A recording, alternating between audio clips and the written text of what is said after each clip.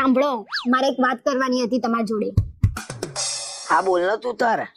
આ વખતે નવરાત્રી શાંતિથી પતે એવું કરશો કે પછી? એટલે શાંતિથી જ પતાવવાની ને. કેમ તારે શું કરવાનું છે? મેં તમને કાલે એમ કીધું કે પંખો સાફ કરી આપો, તો તમે મને શું કીધું તું? મને પગ દુખે છે એમ કીધું તું. અને એમાં મેં શું ખોટું કીધું? મને પગ દુખતા હતા તો દુખતા હતા. તો પછી રિયા ભાભીના ઘર આગળ સિરીઝ લગાવવા શું લેવા ચડી ગયા હતા? આ તો એમ કહેતી હતી કે હું સુઈ જઉં છું. પણ હું તો જાગતી હતી. હવે કેમ તમારી સિરીઝની જેમ લબુક જબુક થવા માંડી? લે એમાં છે ની બીક? મેં કઈ ખોટું કર્યું હતું બીક? અને રિયા ભાભીના મિતનો તો એવી રીતે હાચવશે ને જાણે એમનો ના હોય. તને તકલીફ રિયા ભાભી થી છે કે એમના મિત થી?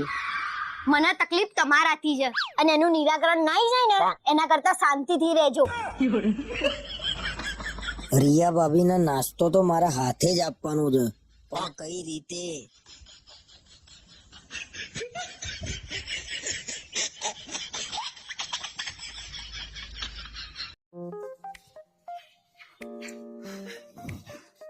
આખો દિવસ શું દાઢીમાં હાથ ફેરો ફેરો કરો છો?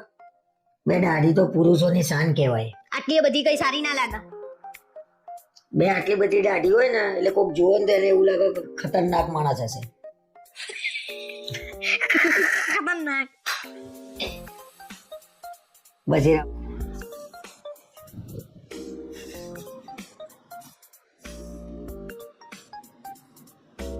તમે શું આખો દિવસ પૈસા પૈસા કરી?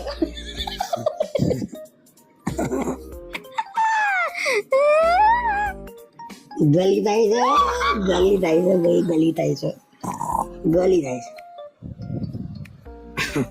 કરતો હશે જોડે લઈ જવાની છે બધી જગ્યાએ.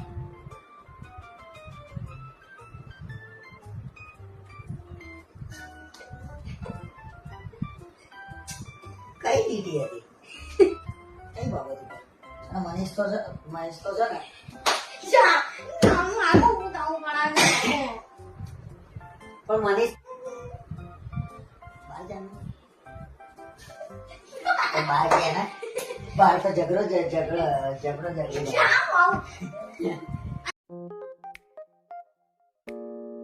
જો હું નવા કપડા લાવી. 2 મિનિટ. જુઓ ને પહેલા. સરસ છે. ખરેખર સારા છે, ખાલી ખાલી કહો છો. તારા કપડા એક નંબર હોય છે. મને ખબર નહીં ક્યાંથી લાવું છું. મને એમ કે ક્યાંય લાવું છું તું. એ બધું છોડાનું, હું તમને ત્યાં જ લઈ જાઉં.